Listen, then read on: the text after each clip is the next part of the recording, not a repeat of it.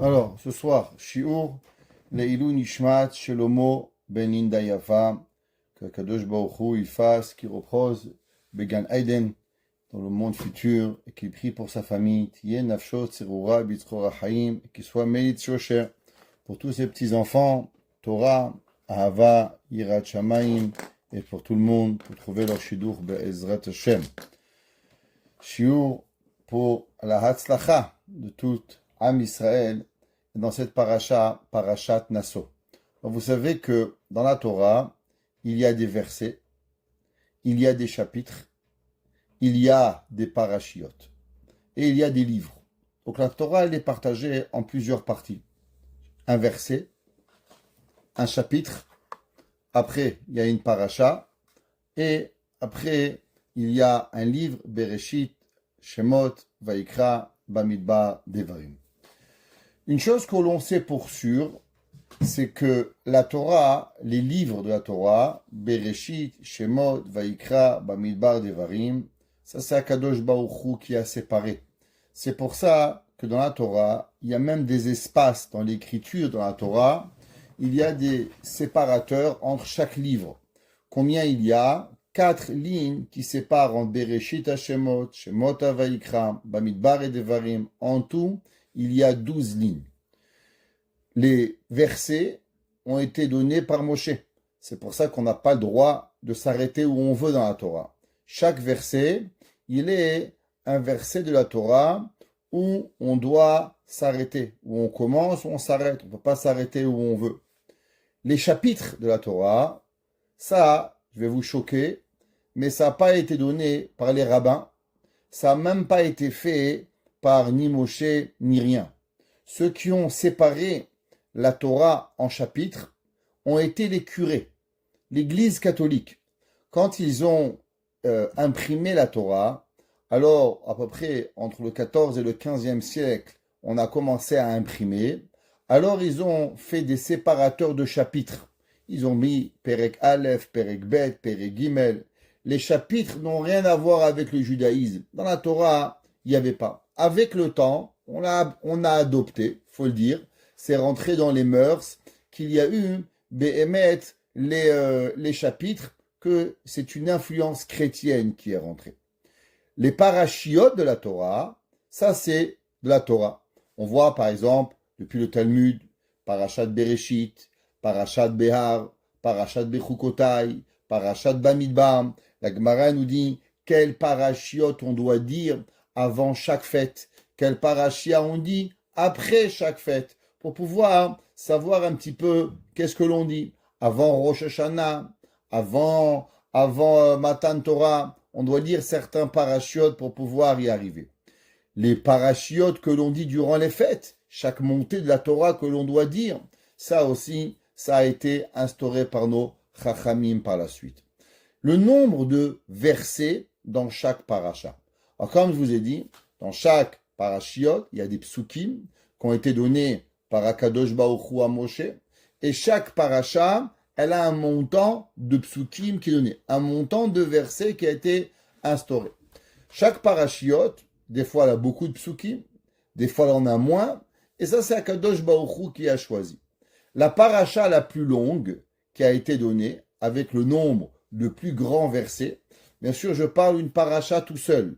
Je ne parle pas quand il y a 2 parashiotes. Par exemple, quand il y a Vayakel Pekudé, où il y a Matot Masé, 2 parashiotes, alors ensemble, ça fait le plus grand nombre de versets. Mais quand on parle qu'il y a une seule parasha, avec le plus grand nombre de versets. Cette parasha, c'est Parashat Nasso, la parasha qu'on va lire cette semaine. Et Chachamim se pose la question, quelle est la raison pourquoi on a fait Parashat Nasso, la plus grande parasha de la Torah? Pourquoi pas avant Shavuot? Pourquoi juste après Shavuot? La première réponse qui est donnée quotidiennement, c'est que après qu'on a reçu la Torah, alors on veut manger le plus grand morceau. Alors du fait qu'on est après Matan Torah, Parashat Nasso tombe généralement à 90% du temps toujours après Matan Torah, alors c'est pour ça qu'on a lu, on va lire la plus grande parasha. Combien on va lire de versets dans cette paracha? On va lire 176 psukim. Kuf, Ayin, Vav, psukim. Maintenant, il faut savoir que dans la Torah, chaque verset, chaque numéro de verset, chaque paracha, combien de psukim elle a une raison. Et il faut savoir pourquoi on a choisi ces versets 176 psukim. De plus, vous vous rappelez, quand on avait fait les Teilim, le Perek Teilim 119, Kuf Yutet, le Teilim Kuf Yutet, qui est aussi le chapitre le plus grand des Teilim, combien il y a? 176 psukim. Intéressant. David Amelech, il a pris le Teilim, le plus grand Teilim, 119. Combien de psukim il a mis dedans? 119 psukim. Maintenant, il faut savoir, dans le Torah, il y a Torah orale, ce qu'on appelle la Torah. Après, il y a les Nevi'im, David Amelech, Nevi'im, les psaumes. Et après, on a Torah Shebéalpé. On a la Torah orale, le Talmud. Quel est le plus grand Masechet du Talmud? Alors, la plus grande Masechet du Talmud, c'est Masechet Baba Batra. On va parler un peu ce soir de ce que ça veut dire Baba Batra, de quoi ça parle. Mais il en reste que dans Masechet Baba Batra, combien il y a de pages de Talmud? Aussi 176 psukim.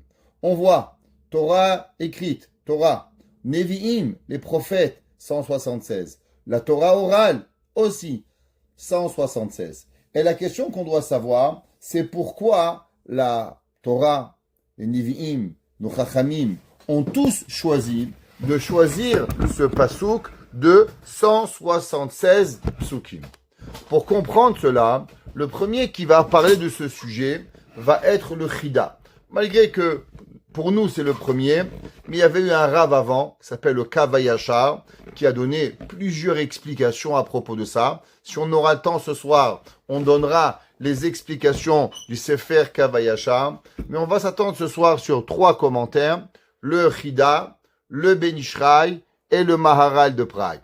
Le Chida, le premier dans son Sefer, lève David et nous dit quelle est la raison de 176 psukim.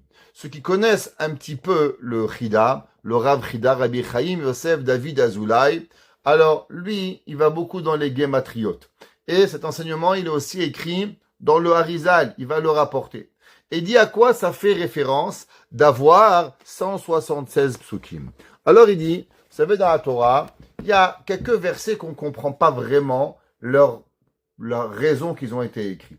Entre autres, la Torah, dans Parashat Vayishlach, au moment où Yaakov Avinu, il va revenir en Eretz Israël, la Torah va nous donner les enfants de Yaakov, et après la Torah, elle va rentrer à nous donner les enfants de Esav. Et là, on ne comprend pas vraiment à quoi ça sert. Pourquoi la Torah nous parle de qui Esav a eu comme enfant? Qu'est-ce que ça a à voir? Et la Torah, elle va nous parler des rois de Esav. Et la Torah dit dans le Perek Lamed Vav, vous pouvez regarder, Pasuk Tetvav. La Torah dit comme ça, Ele Aloufé Bene Esav. Voici les rois et les chefs de la tribu de Esav. Bene Eliphaz, les enfants de Eliphaz, Bechor Esav. Eliphaz était le premier-né de Esav, et la Torah, elle va raconter. Alouf Teman, premier. Alouf Omar, deuxième. Alouf Tsefo. Alouf Kenaz. Alouf Korach. Alouf Gaatam. Alouf Amalek. Alouf Ele Aloufé Eliphaz, Ben Edom. La Torah, elle va continuer. Vele Ben Reuel. Alouf Nachat. Alouf Zerach. Alouf Shama. Alouf Miza. Ele Ben Reuel. En tout, combien il va y avoir de rois? 11 rois. 11 Aloufim. La Torah nous dit le Chida, allons prendre le troisième des enfants de Eliphaz. Alouf Teman, Alouf Omar, Alouf Tsefo. Dit le Chida, quelle est la valeur numérique de Tsefo? Tsefo s'écrit Tzadik, P, Vav. Tzadik, valeur numérique 90. P, 80. 90 et 80, 170. Vav, 6, 176. Nous dit le Chida, vous savez qu'est-ce que ça représente, les 176 versets? les 176 versets représentent la contrepartie de Alouf Tsafo. Alors, la question, elle est, quel rapport avec Alouf Tsafo? Pourquoi on a 176 par rapport à Alouf Tsafo? Ce soir, on va essayer d'expliquer c'est quoi Alouf Tsafo, que représente ce roi de Esav, qu'est-ce qu'il est venu faire dans le monde, et qu'est-ce qu'elle est envers nous, notre contrepartie, et qu'est-ce que l'on veut. Alors, vous savez tous que David Amelech, il a été le réincarnation de Adam Arishon. On avait parlé souvent de la faute d'Adam Arishon, on comprend pas trop ce que c'est, mais il en reste c'est que Adam Arishon, il a fauté. Et quand Adam Arishon, il a fauté, alors malheureusement, il a compris que de son vivant, il pourrait pas réparer sa faute. C'est pour ça qu'il va donner à de sa vie, 70 ans. À qui? Au roi David. Et au roi David qui va faire une grande partie de la réparation de la faute d'Adam Arishon. Principalement, je vais expliquer qu'est-ce que ça veut dire. Vous savez que Adam Arishon, quand il a mangé le fruit interdit, une des raisons principales, c'est marqué dans la Torah, que le serpent, il a dit à Adam Arishon que le jour où vous allez manger le fruit interdit, alors vous allez devenir Dieu. Qu'est-ce que ça veut dire devenir Dieu? Alors Adam, un homme, par sa création, il est un serviteur de Dieu. Vouloir devenir Dieu, ça vouloir ne plus être soumis à Akadosh Baruch Hu. Ça veut dire vouloir enlever le royaume de Dieu. Ce qu'on appelle en langage kabbalistique, Eved ki yimloch, le serviteur, l'esclave qui veut devenir le roi. C'est pour ça que qu'est-ce qu'il a fait Adam Arishon en mangeant le fruit, il a voulu prendre le royaume à Hachem, Chas v'Shalom. Il a compris que de son vivant, il ne pourrait pas réparer cette faute. Qui c'est qui va donner à réparer? Le premier, David Amelech. David Amelech, c'est le roi d'Israël. Et qu'est-ce que David Amelech va faire toute sa vie? Louanger Akadosh Baruch Hu. On lui donne le royaume. Et toute sa vie, qu'est-ce qu'il fait David Amelech? Il fait qu'une chose. Louanger Hachem. Kol haneshama te'alelia, alléluia. Ve'aya bayom haoui Hachem echad u'shmo echad. David Amelech, toute sa vie, il va louanger Dieu. Hachem, c'est le roi. Hachem, c'est le roi. Nous, on n'est pas un roi. Pourquoi? Il avait le royaume. Et son travail, c'est de remettre le royaume à Akadosh Baruch Hu. Vous savez tous que Adam, il a son nom Adam. Pourquoi il s'appelle Adam, ce nom-là? À cause que ces trois lettres veulent dire trois choses. L'âme de Adam Arishon va se réincarner 3 fois, et à 3 fois, elle va avoir son tikkun, sa réparation. La première, Aleph, veut dire Adam Arishon. Adam Arishon, lui, il va avoir la première âme, et avec lui, malheureusement, il va commencer le travail, mais il va pas le finir. Qui c'est qui va continuer son travail? Dalet, David Amelech. David Amelech, c'est lui qui va venir et qui va faire et commencer le travail de la réparation, de la connaissance d'Akadosh Baruch Hu dans le monde. Et le même représente quoi? Melech représente Mashiach. Mashiach est le troisième qui va la troisième fois, l'âme va revenir de David. C'est pour ça qu'il s'appelle David Mashiach, Mashiach ben David, parce qu'il va continuer le travail de David Amelech. Ce jour-là, qu'est-ce qu'il va faire le roi Mashiach? Il va publiciser la venue et la Kadosh Baruch Hu dans le monde, pas la venue, mais la déclaration plutôt, que Akadosh Baruch Hu, c'est lui le maître du monde. Et la faute de Adam Arishon, qui avait été de vouloir enlever d'Akadosh Baruch Hu le royaume de Dieu, alors Mashiach va remettre pour pouvoir arriver le royaume d'Akadosh Baruch Hu. On va retrouver cette idéologie, à savoir que le 176 va venir enlever la force de Alouf Tsefo. On le trouve cet enseignement dans le Ben Ishraï. La Gemara, dans Masechet Gittin, ouais, la page 57b, la Gemara dit comme ça. En lecha milchama, tu n'auras pas de guerre chez Nutzcha qui va gagner. La Gemara, elle donne une déclaration très ambiguë. La Gemara dit comme ça, à chaque fois qu'il va y avoir une guerre dans le monde, et quand quelqu'un va gagner la guerre, vous devez savoir, vous savez qui c'est qui va être mêlé à cette guerre et qui sait qu'il va être dans la guerre et quelque part par lui la guerre va gagner? Esav. Prenez la Deuxième Guerre mondiale, pas loin. Comment la Deuxième Guerre mondiale, elle a pu être gagnée? À cause que les Américains y sont rentrés. Dès que Edom rentre en guerre, s'il y a un gain de guerre, dit la Gemara, le Talmud a écrit cela il y a 1600 ans. La Gemara, elle dit que chaque fois qu'il va y avoir une guerre et qu'on va gagner la guerre, un des deux partis va être le parti où il va y avoir avec lui Esav. Quand Esav rentre en guerre, c'est là que la guerre, elle va être gagnée. Pirouche, il explique. Milchama shel umot haolam. Ouais, de quoi on parle? On parle pas bien sûr de guerre d'Israël, mais on parle de la guerre des nations. Et il dit le Ben Ishraï. Venireli, je vais expliquer cette partie du Talmud. Alpi mashekara katav agaon chidam. Et il dit, laissez-moi vous dire, d'après l'enseignement que je viens de vous dire, du Rav Chida, ouais, à propos de David Ameller, que l'on sait que la première force du mal, nous dit le Chida, qu'il y a eu des nations, comment elle s'appelle? Alouf Tsafo.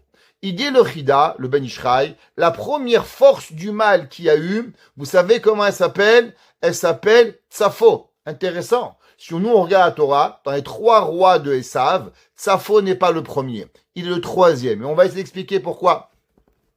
Et il dit, vous savez, c'est pas pour rien que David Amelech, il va instaurer dans le Teilim 176 psukim.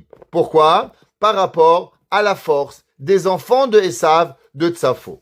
Et on va essayer de comprendre quel est le rapport. Et il dit le Rav Chida, le Ben Ishraï, Venireli besiata dishmaya. Et j'aimerais expliquer avec l'aide du ciel. La reine à Torah, ouais, la reine à Torah nikrit Tsouf des vaches. Il dit, si vous prenez dans Michelet, ouais, comment elle s'appelle la Torah? Le roi Shlomo Amelech, il écrit dans Michelet 15, Fasouk 24, et dit, Tsouf des vaches, Imre Noav. Tsouf des vaches, quelque chose de doux, de mielleux. Elle est les paroles de la Torah. Il dit le Chida, le Ben Ishraï. Pourquoi la Torah s'appelle Tsouf des vaches? C'est quoi Tsouf? Il dit Tsouf, valeur numérique 176. Ouais. Et il dit pourquoi? À cause que les 176, c'est eux qui vont venir et abaisser, enlever les forces de Esav qui s'appellent Alouf Tsefo. Et il dit c'est pour ça que vous savez que comment il s'appelle le mauvais malach, le malach de Esav, alors il s'appelle Samechmem. On a parlé souvent des gens qui s'appellent Sam, ne les a pas appelés Sam, Samechmem, qui est le malach de Esav. Et aussi comment on l'appelle dans le Talmud. Dans le Talmud et dans les langages kabbalistiques, on l'appelle Peloni. Ouais, Peloni. Il dit quelle est la valeur numérique de Peloni? Il dit Peloni, elle s'appelle la valeur numérique de 176. Un de nos grands maîtres. Il dit que veut dire le mot Peloni? Sachez, un des endroits où le plus de juifs ont été tués à travers les siècles. Vous savez ça a été où? En Pologne. Et il dit le Kavayachar. Peloni, en hébreu, veut dire Polania, Pauline. Il dit pourquoi? La force de Esav, vous savez où est-ce qu'elle est? La force de Esav, elle est en Pologne. Et il dit c'est pour ça que, en vérité, il nous dit le Kavayachar, vous savez qu'il y a eu un grand massacre au peuple juif dans les années, les Gzerot Tachvetat, les années 1648 et les années 1649, où malheureusement, des centaines de milliers de juifs ont été massacrés en Pologne.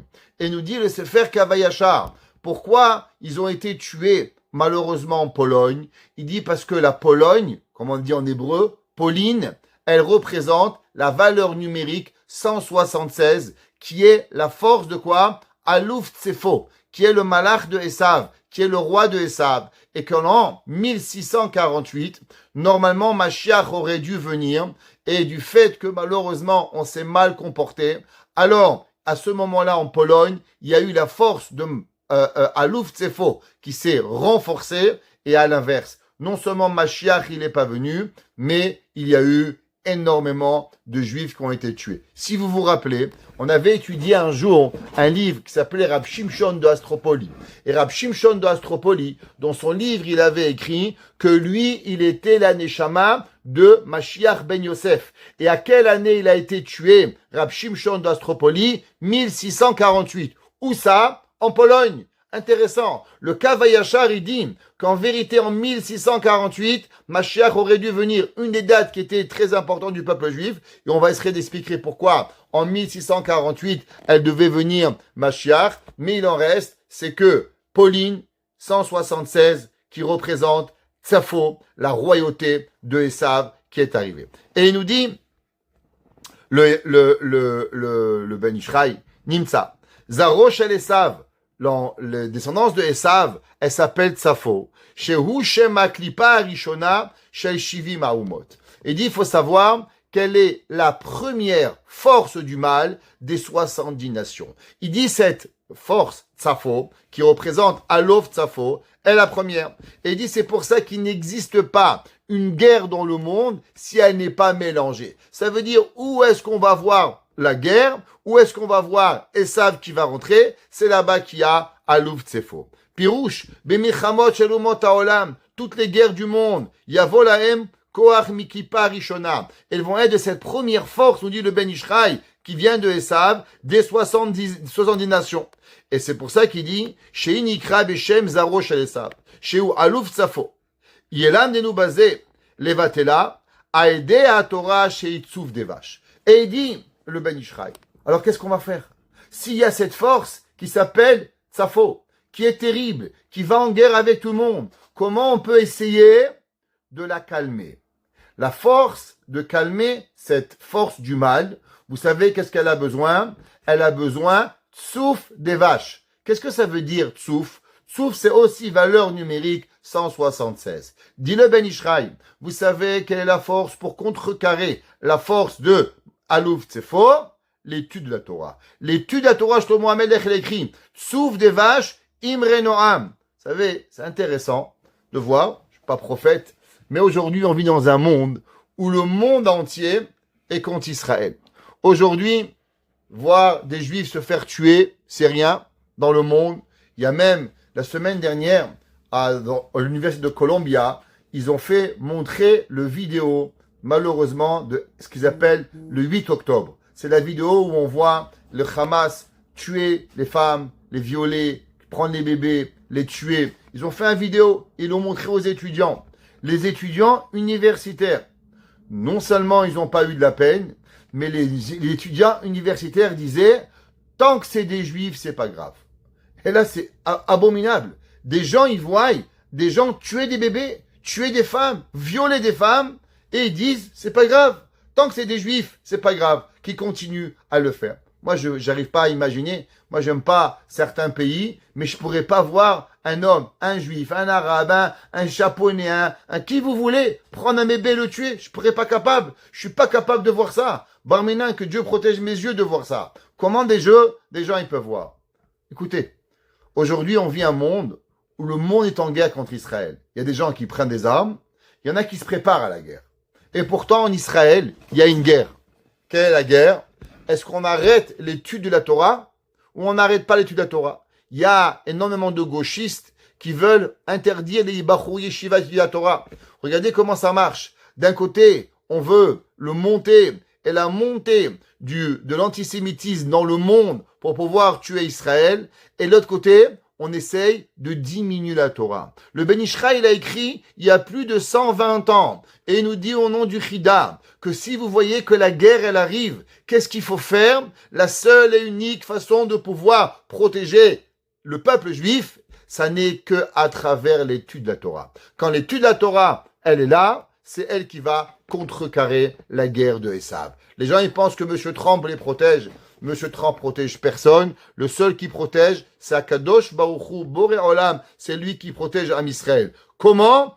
Seulement à travers l'étude de la Torah. Maintenant, on va essayer de comprendre pourquoi ce roi de Esav, Alouf Tsefo, a dit le Ben Ishraï qu'il est le premier des 70 nations. Alors pourquoi il ne fait pas partie des premiers. Il est le troisième enfant de Esav, de Esav. Troisième petit-enfant, on va dire, pas le premier. Alors pourquoi il a cette force parmi les premiers? Deuxième, c'est quoi cette force de 176? Qu'est-ce qu'elle représente? Pourquoi pas 195? Pourquoi pas 101? Pourquoi pas 100? Souvent à la Torah, on sait que le chiffre 100, il représente le chiffre du mal. Pourquoi? Samech même, en valeur numérique, c'est 100. Michael, c'est 101. C'est quoi cette force 176 qu'on a vu et qu'on doit combattre à travers l'étude de la Torah?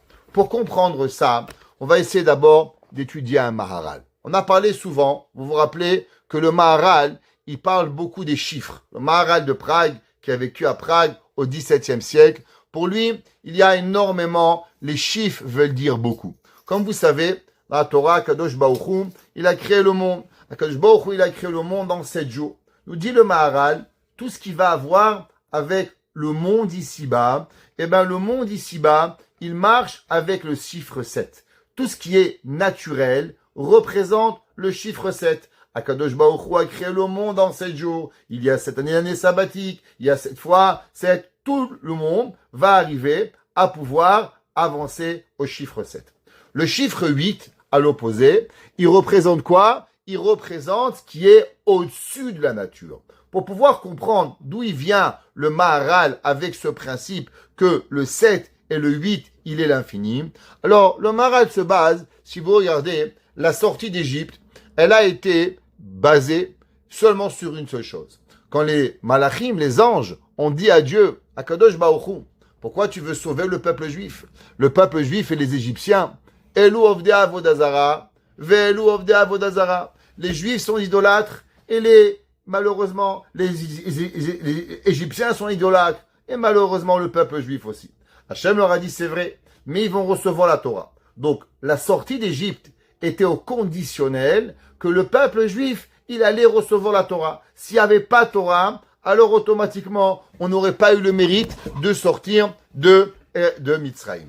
La question, elle est, comment ça se fait que Hachem a attendu 7 semaines avant de nous donner la Torah? Pourquoi on n'est pas sorti d'Égypte? On a sorti l'ouverture de la mer Rouge 6 jours après, le 21 Nissan, magnifique. 7 jours après, on reçoit la Torah. Pourquoi on a dû attendre 7 semaines? Quelle est la raison à cela? Nous dit le Maharal, à cause que la Torah, elle ne peut pas se donner à quelqu'un qui vit dans la nature.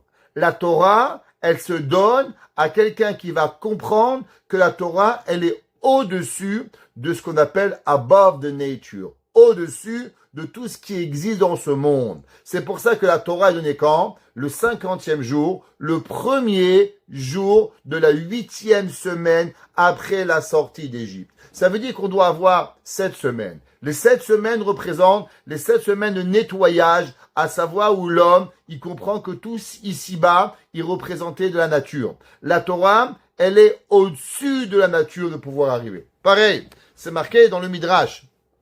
Bereshit bara Elokim. Au commencement, Akadosh Baruch Hu a créé le ciel et la terre. Demande le Midrash, qu'est-ce que ça veut dire Bereshit? Alors, Bereshit veut dire avec Réchit. Si on pourrait dire, ça veut rien dire dans Réchit, parce qu'il n'y a pas de début. Alors, que veut dire le mot Bereshit? Dit le Midrash, le mot Bereshit veut dire avec Réchit. Bara Elokim et Hashem et Aretz. Akadosh Baruch Hu a créé le ciel et la terre. Il explique le Midrash, c'est quoi Bereshit? Aya Akadosh Baruch Hu, Mabit. Akadosh Baruch Hu, il regardait Torah. Il regardait la Torah, ou Boret Haolam. Et il crée le monde. Kucha Brichu, dit le Zohar. Istakel Beoraita, ou Bara Alma. Ça veut dire que Bereshit, avec le regard de la Torah, Hachem a créé le monde. Ça veut dire qu'il y a 1, et après il y a 7. Ça veut dire que la Torah était là, et après on a créé les 7 jours, le ciel et la terre. Ça veut dire que la Torah, elle représente Behemet, ce qu'on appelle le 8e. C'est pour ça que la Torah, elle doit être toujours au-dessus. Le Maharal dit, c'est pour ça que, en vérité, on reçoit la Brit Mila à le 8e jour. Pourquoi on fait la Brit Mila le 8e jour? La réponse, elle est, c'est donner et faire mal à son bébé, un bébé de 8 jours, c'est pas humain. Ça a l'air quelque chose qui est difficile. Comment une maman, elle peut faire ça? Dit le Maharal, tu as raison. un homme, une mitzvah, c'est above de nature. C'est au-dessus de la nature. Mais il y a une raison encore beaucoup plus forte, dit le Maharal. Qu'est-ce que représente la Torah? La Torah, elle est une personne qui va se mettre toute sa vie et il va faire des choses qui sont impossibles. Vous savez, moi je dis dans mes cours, j'ai jamais trouvé une preuve à ça, mais j'en suis convaincu, dur comme fer, que chez un homme et chez une femme, il y a deux Yetzer Hara. Le premier Yetzer Hara chez l'homme, c'est ce qu'on appelle tous les mœurs. Pas regarder ce qu'il faut pas entendre ce qu'il faut pas. C'est le Yetzer Hara de l'homme. Un homme, il a beaucoup plus de tentations avec ses yeux, avec son toucher, qu'une femme. Une femme, elle n'a pas tellement de Yetzer Hara. Il y a des femmes qui se créent des Yetzer Hara. Mais le Yetzer Hara de l'homme, où l'homme, il lui est le plus difficile, c'est à voir avec la Kedusha, avec la sainteté. C'est pas pour rien qu'Akadosh Baruch Hu, il a donné une mitzvah qui s'appelle Brit Mila, pour pouvoir que l'homme, naturellement, il lui est impossible de pouvoir garder la Kedusha, mais avec quoi il va avoir la force de la Kedusha? Il va avoir la force avec la mitzvah de Brit Mila. Maintenant, il y a une mitzvah, en parenthèses, que pour moi, elle représente aussi fort pour les femmes. C'est quoi? La mitzvah de se couvrir la tête. Une femme, dans le monde entier, demandez c'est quoi la beauté d'une femme? Ses cheveux. La Torah dit, il n'y a rien de plus beau à une femme que de couvrir ses cheveux. Vous demandez à une femme, vous voulez vous couvrir la tête? Barminan, pourquoi tu es fou, monsieur le rabbin? Qu'est-ce que je suis pas beau, mes cheveux sont pas beaux? Bien sûr, les cheveux d'une femme, c'est sa beauté. Il n'y a rien de plus beau. Maintenant, comment une femme, elle peut venir, elle va cacher ses cheveux? Comment une femme, un homme, il arrive à être Shomer Shabbat? La réponse, grâce à la Brit Mila, on arrive à abaisser le Yetzer Hara. Quelle est la mitzvah qu'une femme, elle a pour pouvoir être capable d'abaisser son Yetzer Hara? Eh bien, c'est la tête couverte. Regardez les femmes.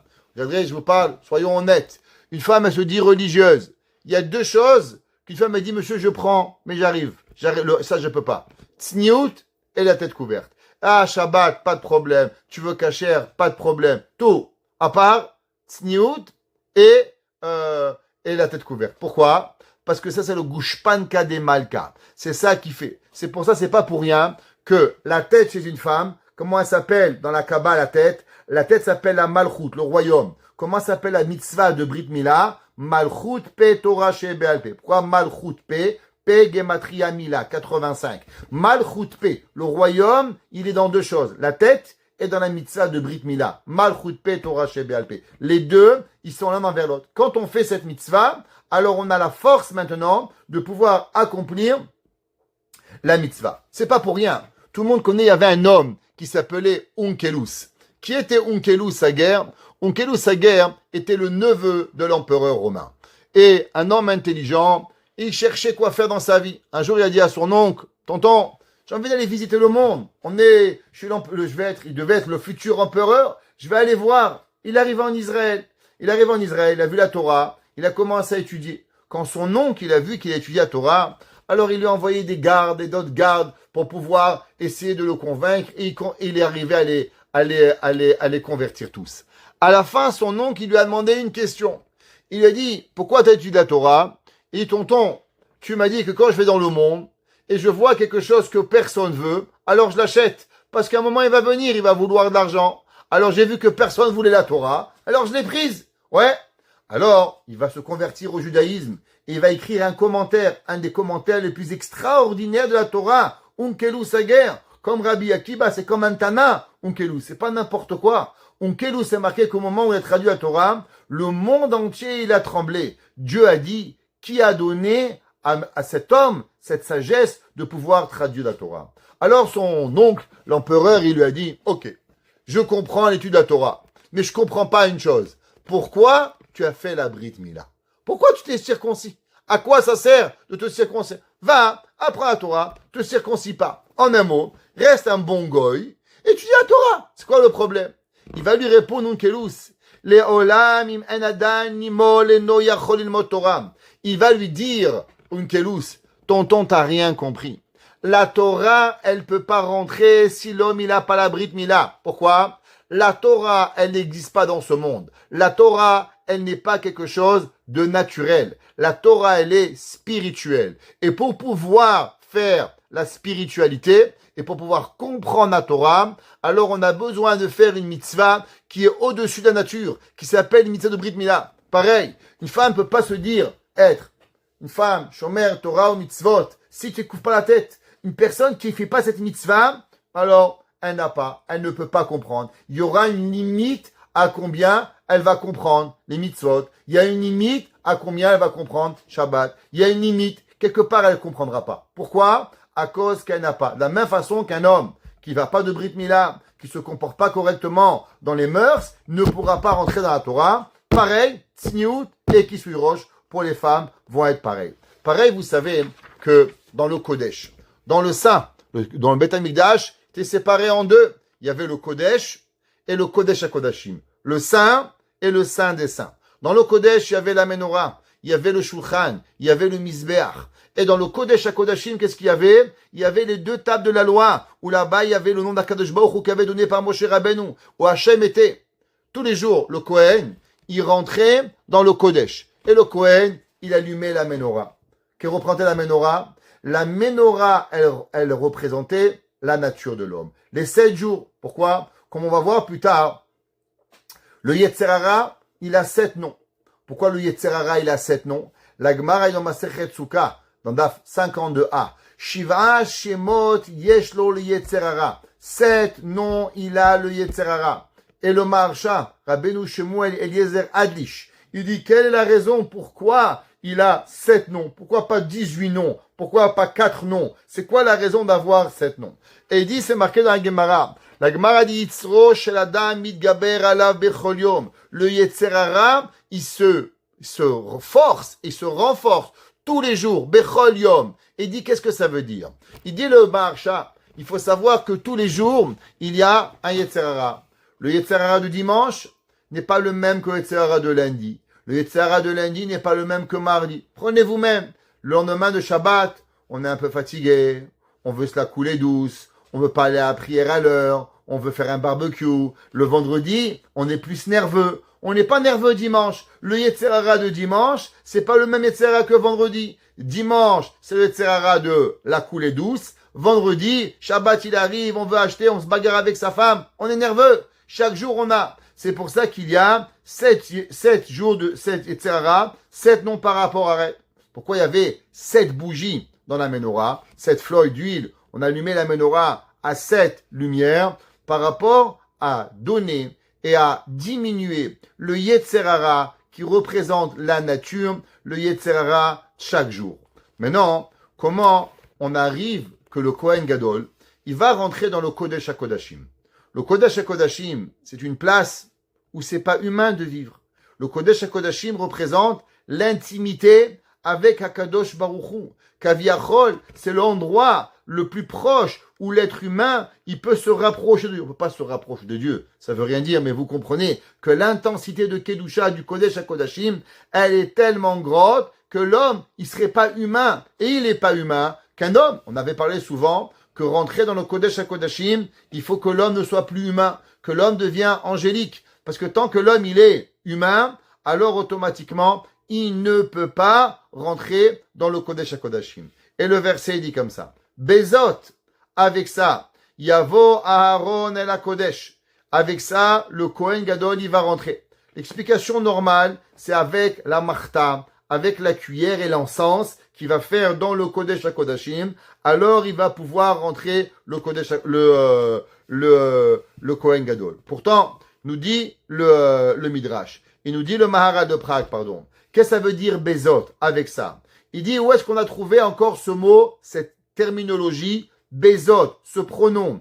Il dit, c'est marqué Zod Beriti Asher Tishmeru. Akadosh Baruch Hu, il a parlé de la mitzvah de Brit Milam. Comment il a appelé? Zot Beriti. Voici mon alliance. Dit le Maharal. Qu'est-ce que ça veut dire Bezot? Yavo Aharon el HaKodesh. Avec Zot. C'est quoi avec Zot? Avec la mitzvah de Brit Milam, qui fait que l'homme, il passe de l'esprit humain à l'esprit angélique, parce qu'il va contre la nature. Il est normal que l'homme, il a envie. Il est normal que l'homme, il veut manger. Il est normal que l'homme, il veut boire. Il est normal que l'homme, il veut danser. Il est normal que l'homme, il aime la plage. Il est normal que l'homme, il aime toucher. Alors, comment on y arrive? on y arrive grâce à ce que l'homme, il fait la mitzvah de Brit Mila. Alors automatiquement, cette mitzvah de Brit Mila, elle lui donne une force surnaturelle pour pouvoir y arriver. Et puisque l'homme, il est plus naturel, il est surnaturel, alors Bezot Yavo, avec cette mitzvah, il va pouvoir rentrer dans le Kodesh HaKodashim pour pouvoir y arriver. Et il dit, le Maharal, si c'est comme ça, qu'est-ce que ça représente le Teilim 119? Vous savez que Teilim 119, comment il est composé?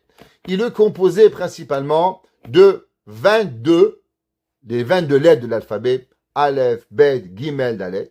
Chacun d'entre eux, David Amelech, il va écrire 8 versets pour Aleph, 8 versets pour Bet, 8 versets pour chacun. 8 fois 22, ça vous donne 176. David Amelech, il va prendre chacune des lettres de la Torah et il va écrire 8 versets. Et avec ces versets-là, il va y arriver. Dit le Maharal de Prague, pourquoi il a écrit 8? C'est quoi le principe? Il dit le Maharal, il faut savoir, 8 représente ce qu'on a expliqué, above the nature, qui représente quelque chose qui est au-dessus de la nature, représenter la spiritualité. C'est pour ça que David Amelech, il a dit, chaque lettre de la Torah, elle est au-dessus de la nature, parce que la Torah, c'est Chavbet Advan Deoraita.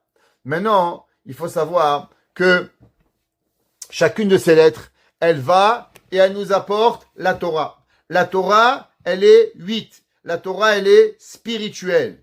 Et David Amelech, qu'est-ce qu'il a fait? 8 fois 22 égale combien? 176. Pour nous apprendre que David Amelech, il dit, grâce à quoi on va être capable de pouvoir anéantir le Yetzer Hara, seulement quand l'homme, il va prendre la Torah, et il comprend que la Torah, elle n'est pas matérielle, que la Torah, elle est spirituelle, alors automatiquement, il va pouvoir arriver à la combattre. C'est pour ça que la Torah a dit, la Gemara dans Masechet Kiddushin. La Gemara dans Masechet Kiddushin, elle dit, Barati lo Yetzer Hara, Barati lo Torah Tevalin. Akadosh Baruch Hu, il dit que j'ai donné la Torah, j'ai donné le Yetzer Hara, mais je lui ai donné la Torah. Qu'est-ce que ça veut dire? La Torah, comme on a expliqué, elle est la nature, 7 jours. Elle représente la Menorah, 7 jours. Pourtant, qu'est-ce qui arrive? Baratilo Yetzer Hara, Baratilo Torah Tevalin. Akadosh Baruch Hu, il a donné la Torah au-dessus. Pourquoi Dieu a Torah à 8e semaine après? Parce que pour pouvoir combattre le Yetzer Hara, alors on a besoin de pouvoir sortir de ce monde qui va pouvoir y arriver. Maintenant, pour comprendre un peu plus fort, un peu plus profond, on va essayer de comprendre un enseignement du Harizal. Le Harizal, il écrit et il dit, vous savez, que qu'est-ce qu'on entend le chiffre 11 dans la Torah? À quoi il nous fait penser? On a dit qu'il y avait 11 chefs de Esav, Aloufim, 11 rois de Esav. Eh ben, les 11 rois de Esav, ils nous représentent les 11 espèces qu'il y avait dans la Kétoret. Tous les jours, les hommes, ils vont à la synagogue, avant qu'on commence la Tefila, et à la fin de la Tefila, on lit la Kétoret. C'est quoi la Kétoret? La Kétoret, ce sont les encens que le Kohen apportait tous les jours. Matin et soir, on apportait 11 encens, comprenez qu'on écrasait, et ces encens-là, on les faisait brûler, et qu'ils avaient une odeur incroyable. Le Talmud nous dit que les femmes de Jérusalem ne se mettaient aucun parfum, tellement l'odeur de la Kétoret sentait bonne, qu'aucune femme ne sentait mauvais. Aucune femme n'avait besoin de se parfumer à Jérusalem, tellement ses habits sentaient bon, tellement son corps sentait bon, ses cheveux, tout son corps, tout elle sentait bonne avec les encens qu'il y avait. Maintenant, c'est marqué dans la Torah qu'on sait que tout Hachem y construit un envers l'autre. Vous savez ce qu'on appelle Zé Leuma Zé Akadosh Baruch Hu. C'est marqué dans Kohelet. Kohelet, Shlomo HaMelech, il a dit Zé Leuma Zé Asa Elokim. L'un en face de l'autre, il a fait Akadosh Baruch Hu pour pouvoir y arriver. Nous dit le Harizal. Vous savez pourquoi il y avait 11 Kétoret et pas 17 Kétoret? Pourquoi on a choisi 11? Par rapport aux 11 rois de Esav. Chacun, il va venir combattre un des rois de Esav. Si c'est comme ça, nous dit le Harizal. Quelles sont les épices des Ketoret? Alors, tsori, tziporen, chelbena, levona, mor, tsia, shibolet, nerd, karkom, kosht, kiloufa, kinamantisha. Il y a 11 épices. Maintenant, dans ces 11 épices, il y a une épice qui sent pas très bon. Comment elle s'appelle cette épice? Cette épice, elle s'appelle chelbena. Et il nous dit Rashi, pourquoi on met une épice qui pue? À quoi ça sert? Moi, quand je mets du parfum, je mets du bon parfum. Je vais pas, monsieur, donnez-moi un peu de parfum qui pue, s'il vous plaît. Tiens, 10 épices qui sentent bon. Pourquoi tu mets une épice qui est mauvaise? Et il dit Rashi, chelbena, vayomer Hashem, kach lecha samim, nataf, ushchelet, vechelbena. Samim ulvona zaka badvadi. Dit Rashi, pourquoi? Vehalebona. Et cette lebona, bosem sherechora. C'est une épice que son odeur sent mauvais. Umana katu ben semamane aketoret. Et il dit Rashi akadosh baruchum l'a compté parmi les encens. Lelamdenu pour nous apprendre. Shelo yakel be'enecha letzaref imanu be'agudat ta'aniotenu utfilotenu. Pour nous apprendre qu'au moment où on va prier, au moment où on va jeûner, d'associer avec nous et posh'e Israël, les fauteurs du peuple juif, she'ayu nimnaim imanu. Que quoi? Qu'est-ce qui se passe quand il y a un homme, il veut venir à la synagogue, il n'est pas très religieux, on le renvoie ou on l'accepte?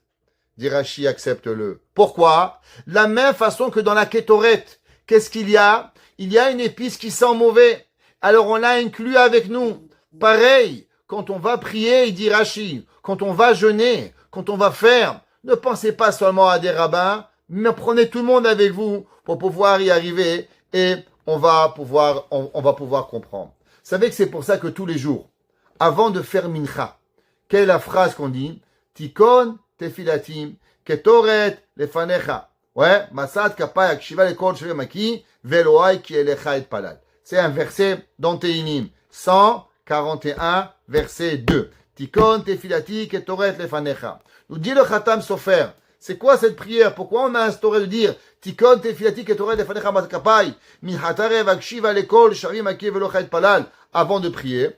Et il dit parce que notre prière, vous savez, tout le monde y pense qu'il est tzaddik. Mais est-ce que nous, on est sûr qu'on est tzaddik? On n'est pas sûr. Alors on dit à Hachem, Tikon tefilati ketoret lefanecha. Mais ma prière, comme la ketoret. Que quoi? De la même façon que dans la ketoret, il y avait une encens qui puait. Mais au milieu, elle sentait pas. Pareil, moi je suis qui? Moi je suis rien. Sûrement un grand fauteur qui fait plein de bêtises.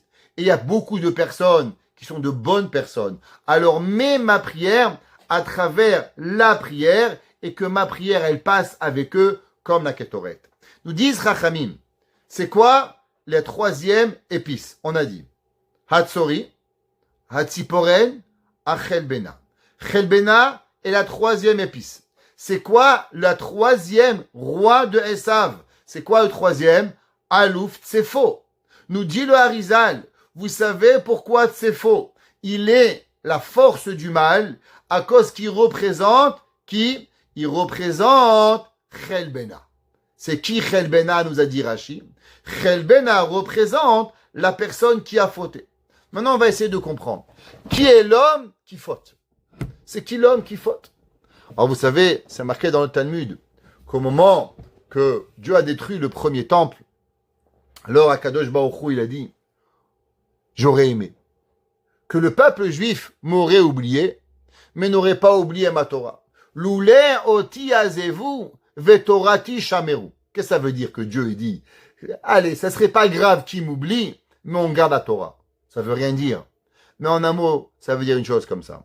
Il y a beaucoup de gens qui vous disent, monsieur le rabbin, moi, Dieu dans mon cœur. Les juifs cardiaques. On a parlé souvent. Des juifs qui, à chaque année, ils font un pontage cardiaque le jour de Kippour. Ils vont à la synagogue, ils ouvrent une artère et hop, ils revivent pendant un an. Un petit pontage cardiaque. Ils vont à la synagogue une fois par année. Ils écoutent le shofar le jour de Neila, Baruch Hashem, le jour de, à la fin de Neila, et voilà, ils ont fait le pontage cardiaque de l'année. Bon, Mais vous comprenez que ça amène pas grand-chose dans la vie. Je sais pas si ça amène rien. Ça amène pas grand-chose. Qu'est-ce qui fait qu'un homme, il change? Qu'est-ce qui fait qu'un homme se transforme? Un homme se transforme quand il étudie. Un homme qui n'étudie pas de Torah, un homme ou une femme, il va automatiquement tomber. Une personne qui n'a pas un cours de Torah, une personne qui n'a pas minimum pour un homme, une fois par semaine, une fois par jour, tous les jours, Shulchan Aruch dit, on doit étudier. D'après la halakha, on devrait étudier 24 heures sur 24. Seulement, on doit manger, on doit boire, on doit travailler, on doit bien faire certaines choses. Alors, on ne peut pas. Mais on ne peut pas vivre sans Torah. Je raconte toujours cette histoire. J'étais un jour avec un cousin. Bon, pas tout le monde est né très intelligent. Et ce cousin, un jour, il est venu avec moi, il voulait voir un grand rabbi. Ouais.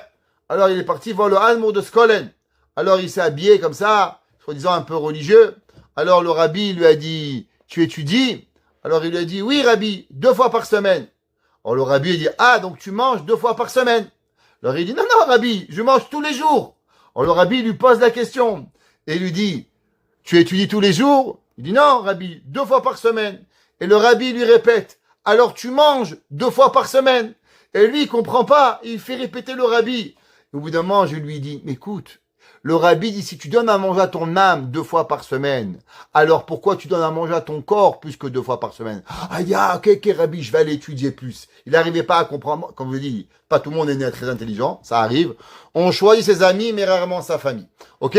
Alors, il arrive, c'est que l'homme, il doit comprendre que minimum, tous les jours, on doit étudier une page, Mishnah, Gemara, Halakha, quelque chose. Une femme, elle a des enfants, elle peut pas, au moins 2-3 fois par semaine, on doit étudier. Maintenant, si l'homme, il n'étudie pas, alors il tombe. Maintenant, qu'est-ce qu'il fait quand l'homme, il tombe? Vous savez, la descente, elle est gravissime. J'avais un homme dans ma synagogue, il avait une barbe jusqu'au nombril. Il se levait tous les matins à Shacharit, au Netz, il priait. Il était un homme religieux, marié, des enfants, quelqu'un d'incroyable, que j'aimais beaucoup. Et un jour, il a commencé. Vendredi soir, arrivé en retard. Après, il venait plus vendredi soir. Après, il venait plus Shabbat à Mincha. Après, il venait plus Shachrit le matin. Il arrivait en retard. Et en espace de 1 an, il a fini de rabbin avec une barbe à droguer. Complètement. Il habite au fin fond de je sais pas où là-bas. Il est à Hartz. Il a tout lâché. Si on n'étudie pas, la dégringolade, elle vient très vite. Tomber, vous savez, monter des escaliers, ça prend du temps.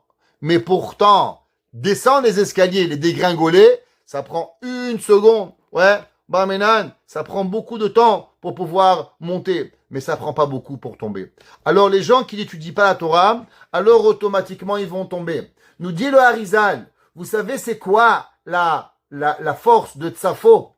Tsafo, sa force, il va la tirer où? Il vient la tirer chez Chelbena. C'est quoi Chelbena? Chelbena représente ceux qui n'étudient pas la Torah. Alors du fait qu'ils n'étudient pas la Torah, c'est pour ça que malheureusement, Esav vient tirer la force de chez eux. Et quand il vient tirer la force de chez eux, alors c'est pour ça qu'il est capable de nous faire du mal. C'est pour ça qu'à Shavuot, juste après Shavuot, qu'est-ce qu'on a lu? La paracha la plus grande. Combien? 176 psukim. Pourquoi? Pour contrecarrer l'année qu'on n'a pas étudiée, qui veut chercher la force, Esav, Alouf Tsefo. David Amelech, il a dit, la Torah, comment la Torah, elle peut nous protéger? Avec quoi la Torah nous protège? La Torah, elle représente l'éternité. Elle représente le surnaturel. Alors on va mettre 8 psukim, fois 22 versets de la Torah, qui représentent combien? 176 psukim. Maintenant, on a dit que dans le Talmud, il y a une partie du Talmud qui s'appelle Masechet Baba Batra. Dans le Masechet Baba Batra, elle est aussi 176 psukim. Alors, d'abord, pourquoi? C'est quoi ça, Baba Batra et 167? D'abord, que veut dire le mot Baba? Alors, je vais expliquer. À l'époque de nos maîtres de la Mishnah, il y avait une partie de la Mishnah qui s'appelait Seder Nezikim. Il comportait 30 chapitres. Hachamim, ils ont vu 30 chapitres, c'est gros. Ils ont coupé en 3. Première partie, partie du milieu, partie de la fin. Baba Kama, l'enseignement du premier, 10 chapitres. L'enseignement du milieu, Metsia, deuxième, 10 chapitres. Baba Batra, enseignement de la fin en araméen, Batra, fin, 10 chapitres. Nous dit le Midrash, et ça marqué dans le Tikkun HaZohar. Il dit le Tikkun HaZohar, d'où est-ce qu'on a appris ce principe de Baba? D'où est-ce qu'on a appris? Il dit, vous savez, ce qu'on a appris Baba, Bereshit, Bara, Elohim. Les trois premières lettres, Bereshit, Bara, Elohim, Baba. Dit le Tikkun HaZohar, c'est pour la Torah, elle a commencé, Bereshit, Bara, Elohim, t'apprendre que quoi? Qu'il y a des babot. Baba Kama, Baba Metzia et Baba Batra pour pouvoir arriver. Non, vous savez que c'est marqué que Akadosh Baruch Hu, le moment où il a voulu créer le monde, il avait vu que le monde et que le temple serait détruit, le deuxième temple serait détruit, et alors il a créé le monde à l'intention du troisième temple, que lui va être construit et ne jamais être détruit pour avoir. Maintenant, il faut savoir que chaque temple, il a été construit et il ressemble à un des enseignements des Gemarot. On va expliquer. Premier temple a été détruit, deuxième temple a été détruit, troisième temple a été détruit. Chachamim nous disent que les trois temples représentent Baba Kama, Baba Metzia, Baba Batra. Quel est le rapport entre le premier temple, deuxième temple et troisième temple, Baba Kama, Baba Metzia, Baba Batra? Alors vous savez que le premier temple a été détruit à cause de quoi? À cause de Avodah Zara, Gilui Arayot, Shefichut Damim. La Gemara dans Masechet Yoma a dit, le peuple juif, il faisait idolâtrie, Gilui Arayot, les mœurs, et Shefichut Damim. Malheureusement, ils se tuaient même entre eux. Ils se sont tués. Et le Kliyakar nous enseigne qu'il y avait aussi, malheureusement, de la haine gratuite. Quand on fait tous ces péchés-là, alors on a aussi la haine gratuite. Le deuxième temple, il faisait pas ces péchés. Il faisait que Sinat Rinam entre eux, avec l'histoire de Kamsa et Bar Kamsa. Et le troisième temple, Bimera Biamenu restera à tout jamais. Maintenant, il faut savoir que de quoi parle Masechet Baba Kama. Le début de la Masechet Baba Kama, elle nous parle de Arba Avot Nezikim. La Torah nous dit qu'il y a 4 façons d'endommager quelqu'un. C'est quoi? Hashor, un homme qui a un taureau. Deuxième, Bor, un homme, il a créé un trou. Il fait un trou. Québec, on est spécialiste, les nids de poules, les nids d'autruches. Ouais, on rentre, on se casse la voiture. Tout le monde y comprend ça. Ouais, un bord, un puits. Troisième, Mav'e, un animal qui vient et qui a mange. Quatrième, Be'er. C'est quoi? C'est un feu qui va venir et que il va brûler. Un homme fait un feu et il va brûler. Chachamim nous disent que ces quatre façons d'endommager, ça représente les 4 Yetzerara qu'il y a eu malheureusement au moment du premier temple. Le premier qu'on a dit, c'est quoi? Les Arbot Nezikim, c'est marqué Hashor. C'est quoi Hashor? Hashor représente l'idolâtrie. Pourquoi? Quelle a été la première fois, le taureau, quelle a été la première idolâtrie que le peuple juif a fait en tant que peuple juif? Eh ben, le veau d'or. C'est pour ça que la Mishnah dit Arba Avot Nezikim. Il y a 4 façons d'endommager quoi? Bien sûr, physiquement et spirituellement. La première, c'est quoi? Shor, Avodah Zara. Deuxième, Bor. C'est quoi Bor? L'assassinat. C'est quand la première fois qu'on a essayé d'assassiner en tant que Béné Israël quelqu'un? Yosef Hatzadik, on a mis dans le puits et là-bas on a voulu qu'il meure. Alors ça représente la Shefichut Damim. La troisième, elle représente Mav'e. C'est quoi Mav'e? La bouche de l'animal qui mange. Ça représente la Shonara. Quatrième, c'est quoi? Le feu. Que représente le feu? Le feu est représentatif de Gilui Arayot, des mœurs. Le Yetzirah qui brûle à l'intérieur. Une personne n'arrive pas à se retenir. Dit la Torah, Baba Kama. Qu'est-ce qu'elle va arriver? Eh ben, la première, elle va malheureusement se faire détruire. Avodah Zara, Gilui Arayot, Shfichut Damim, et avec quoi? Avec la guerre de la Shonara. Deuxième Talmud. Baba Metzia. Comment elle commence Baba Metzia? Avec un cas. Shnaim Ochazim Batalit. 2 personnes qui ont trouvé un habit et ils se bagarrent. Zeomer Kulacheli, Vezeomer Kulacheli. Un il vient, il dit c'est à moi. Un il dit c'est à moi. À quoi ça représente? Eh ben ça représente la machloquette, la discorde. Pourquoi le deuxième temple a été détruit? Le deuxième temple a été détruit. Un il pense que j'ai raison. L'autre, il pense que j'ai raison. Chacun, il tient sur ses positions. Zéomer Kulacheli, les Zéomer Kulacheli. Qu'est-ce qu'il dit Dieu? Eh ben, il y a un chloku. Il y aura la machloquette. Alors, on va détruire le temple. Pourquoi? parce que on n'est pas capable de dire j'ai fait une erreur, j'ai menti, j'ai fait mal, j'ai pas protégé ce que je devais protéger, on protège ce qu'il faut pas protéger, alors malheureusement, on arrive à la discorde. Troisième Talmud. Baba Batra. C'est quoi Baba Batra? Elle parle d'un homme qui a, avec son voisin, qui veut construire un mur. Alors pourquoi? Parce que chacun veut sa vie privée. Moi, je vais être chez moi, je vais être bien. Toi, tu veux être chez moi. Alors, Mishnah a dit, on construit le mur ensemble. La Mishnah ne parle pas qu'il y a une guerre, il y a une discorde. La Mishnah nous enseigne tout de suite les lois de comment construire en harmonie. Nous dit Chachamim. Pourquoi? Pour nous apprendre que le troisième enseignement, il représente Masechet Baba Batra. Baba Batra représente quoi? L'harmonie entre le peuple juif. Construire, faire, vivre l'un avec l'autre. Alors le temple, il va venir, il va exister. Du fait que le troisième temple parle d'harmonie, parle d'amour, parle de Torah. Alors, à travers quoi on va avoir? De quoi représente?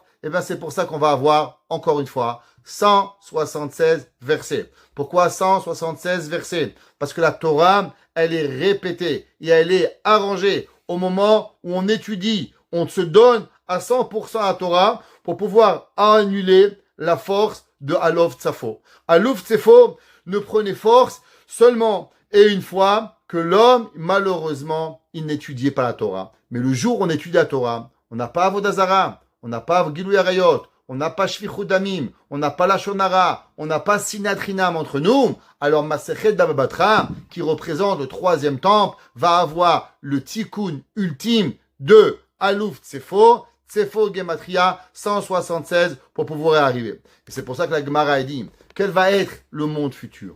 À quoi va ressembler le monde futur? La Gemara dans Masechet Berachot que je vous lis. La Gemara dit, Haolam Haba, que va être le monde futur? Enbo, lo achila velo shtia. Il n'y aura pas à manger, il n'y aura pas à boire. Désolé, pas de sushi. Velo piria verivia. Et pas de relations hommes et femmes. Velo masa ou matan. Pas de business. Madame Dayan, elle pourra venir au cours toute l'année.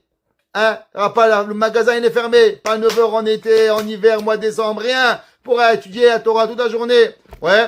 Velo kina. Pas de jalousie. Lo sina. Pas de haine. Pas de compétition. Et là, tzadikim yoshvim ve'atorehem beroshehem. Les justes seront assis avec leur couronne sur leur tête. Venehenim miziv hashechinam. Et ils vont profiter de la gloire de la présence divine. Comme c'est marqué, vayechazu et elokim vayochlu vayishtu. Et on pourra voir Dieu, et avec cela, on pourra arriver à avoir Kadosh Baruch Hu. Et c'est pour ça qu'à la fin des temps, on prendra le Yetzer Hara et on va le tuer. Et on va l'enlever. Et on enlèvera à tout jamais la force de Alouf Tsefo, qui ne prend sa force que dans le non-étude de la Torah. Alors nous, on a commencé avec Masechet, avec Parashat Naso, avec Teilim 119. Et on espère très bientôt pouvoir finir Masechet Baba Batra, qui est réparation du premier temple, réparation du deuxième temple. La Torah représente la réparation de Baïd Rishon. Le Teilim représente la réparation du deuxième temple, la Shonara. La Gemara dit, c'est pour ça que David Amelech, son royaume s'est séparé, à cause que malheureusement, il a écouté la Shonara, que Mephibosheth voulait lui prendre le royaume, à cause qu'il a écouté la Shonara. Alors malheureusement, le premier temple a été détruit, le deuxième temple a été détruit. Mais grâce à l'étude de la Torah, alors grâce à cela, Be'ezrat Hashem, le troisième temple sera reconstruit à tout jamais et on aura Baba Batra, la troisième reconstruction qui sera en harmonie, en amour avec chacun de nous. Bimera, Beyamenu. Amen.